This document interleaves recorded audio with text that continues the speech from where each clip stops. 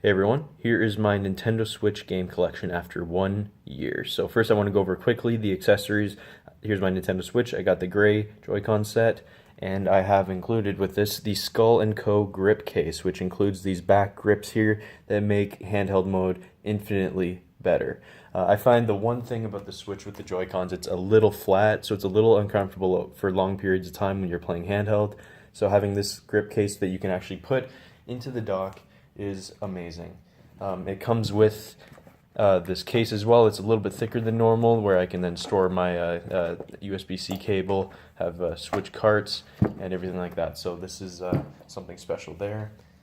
I do have a Pro Controller. I do love playing with the Joy-Con separated, but the Pro Controller is my main controller for when I'm playing on a couch. Absolutely love this controller. Obviously, I do have this as well. I'm surprised how comfy it is playing, but the one issue I did have is I found my fingers kind of wrapped around a little bit too far, and I would be hitting the bottom of the Joy-Cons a little bit much here. So that was one issue I had with this, but other than that, this is actually really comfy, and I feel like a lot of people who don't have the money to pay for a Pro Controller will enjoy that as a classic sort of controller option.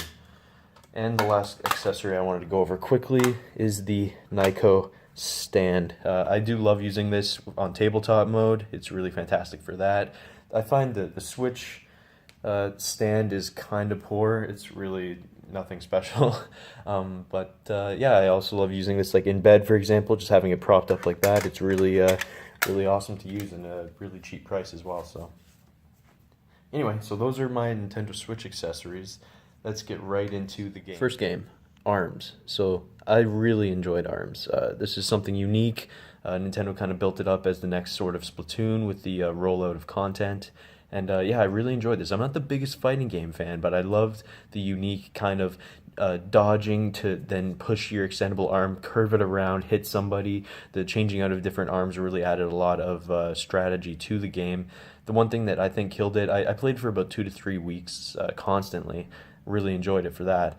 And the difficulty was brutal. I really liked that because it really made you have to develop and grow and get better at it yourself. But yeah, no, the lack of unique and interesting single player content is what kind of killed this game.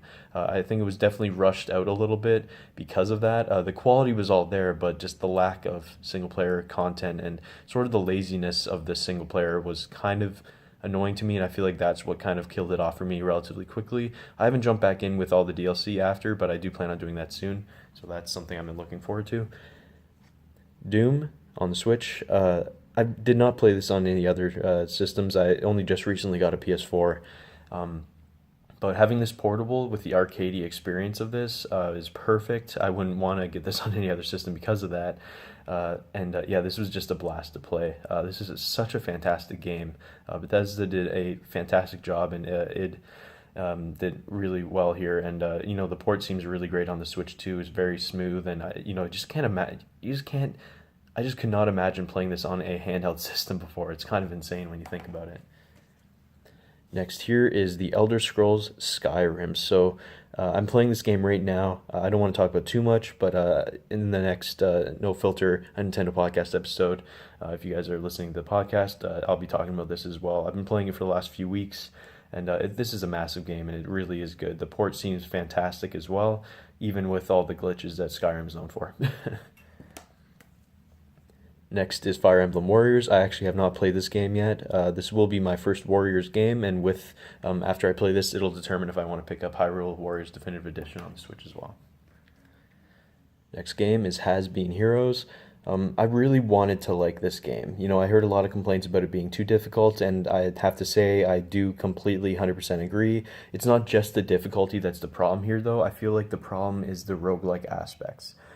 If this game developed where over time, the more you play it, the more you die and you start again at the start, as you know, as roguelikes do. If you really developed kind of either a stat that would then carry over into the next battles or something like that, that's what this game needed. And because it didn't have that, I got pretty much stuck after I think the second boss or the second world.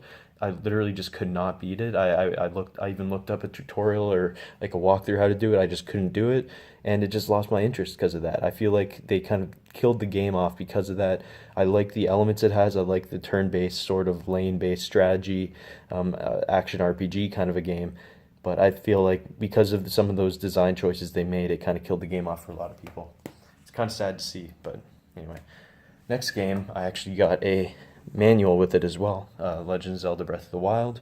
Um, I don't really need to talk about this. I feel like everyone knows everything they need to know about Zelda. This is one of my favorite Zelda games. It's up there with Wind Waker.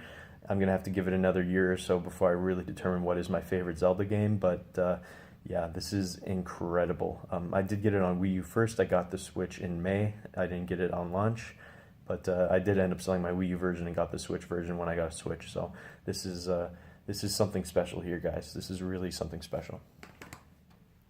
Next is Mario and Rabbids Kingdom Battle. So I was not on the hate train, or I was very optimistic about this when it was first announced. Everything about Nintendo lending out their Mario IP to somebody, seeing even after E3, Davide Soliani, how much passion he had for the project.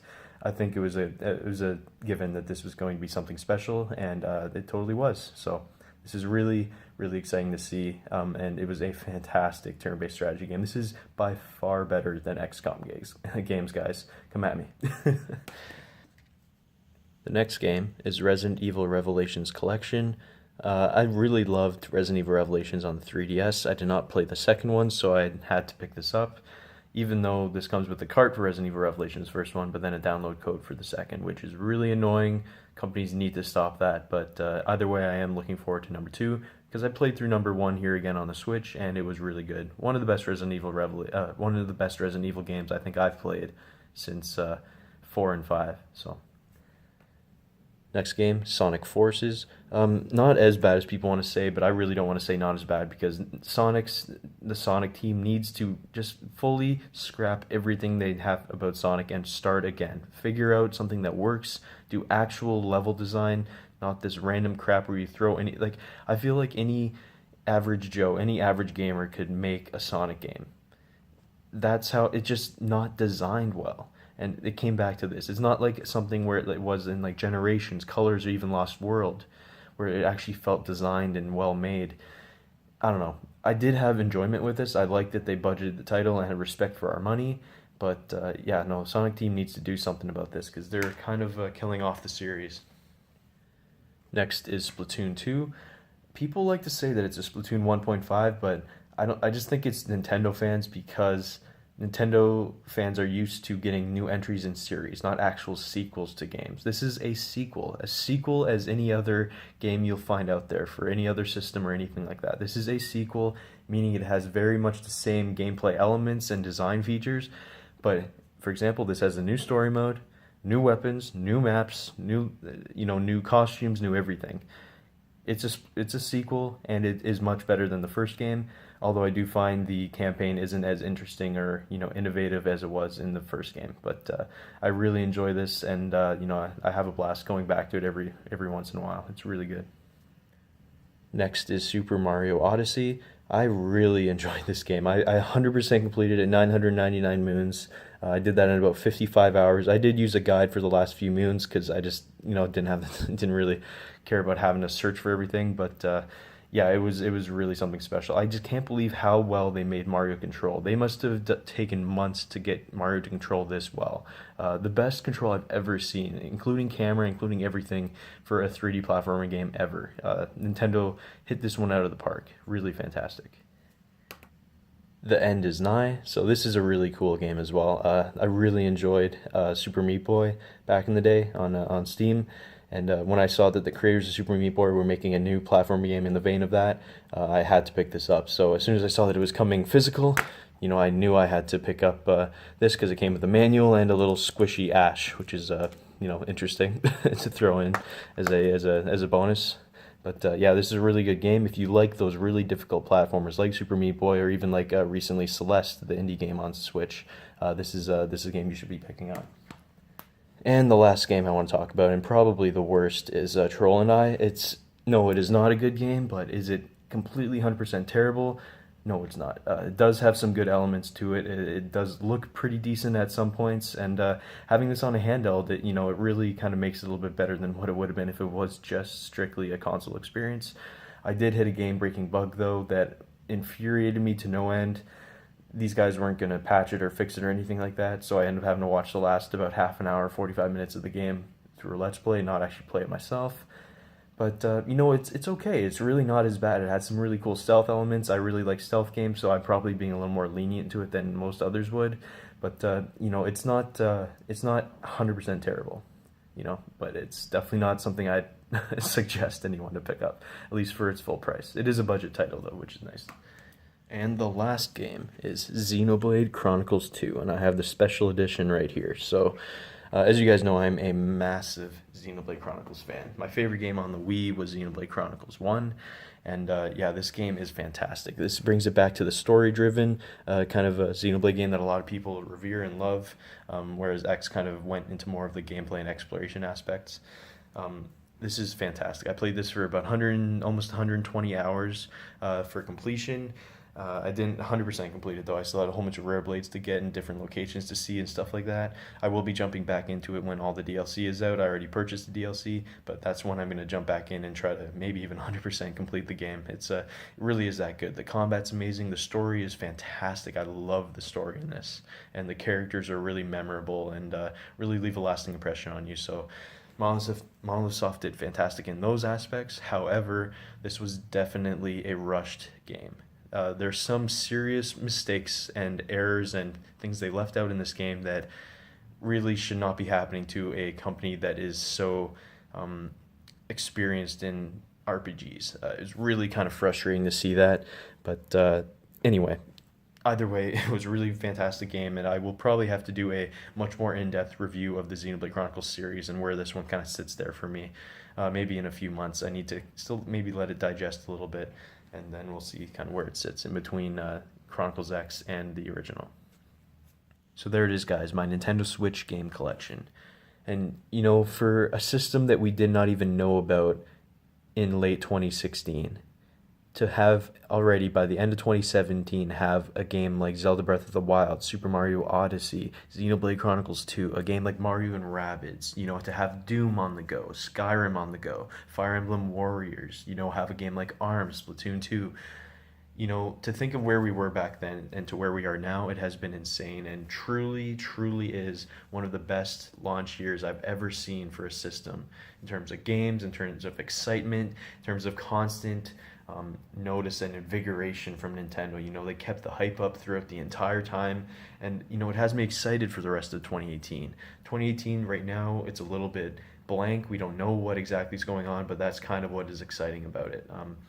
A lot of these games here, again, I'm just showing you the physical games I have. I have more than double this on the eShop, downloaded only. So I will have another video up at sometime soon going over all of my eShop games, but as far as my physicals collection, I'm very happy with it. The Switch works well with having carrying cases that carry a lot of these cards, but downloaded is almost even better on the Switch because you have everything personalized, everything's right there on your Switch, ready to go whenever you want to play it. So I hope you guys are enjoying your Switches as much as I am. I'm really excited to see where the Switch goes forward in 2018. I'm sure there's going to be a lot of crazy Nintendo Directs, a lot of crazy announcements, so I hope you guys stay tuned in to No Filter Nintendo Podcast here on YouTube. Follow me at Wizrad on Twitter, and there's going to be a lot of stuff coming up, and I'm looking forward to what Nintendo has to bring for us here, because 2018, no matter how blank it is right now, I am not going to count out Nintendo anymore. I guarantee you they have a lot of surprises up their sleeves, and it's going to be a lot of fun for the rest of this year. So anyway, I hope you guys enjoyed this video. Please let me know what you guys have in your collection, anything I'm missing that you think I should be including in my collection here. And I hope you guys enjoyed this, and I will see you guys all next time.